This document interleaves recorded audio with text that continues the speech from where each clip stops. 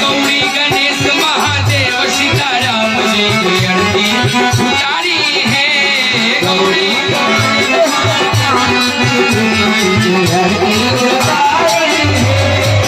अक्षत चंदन फूल बिल्व पाता अक्षत चंदन फूल बिल्व पाता मसहा चढ़ल शिव संग गौरा माता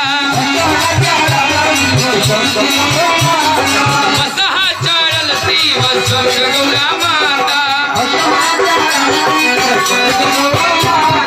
सेवा में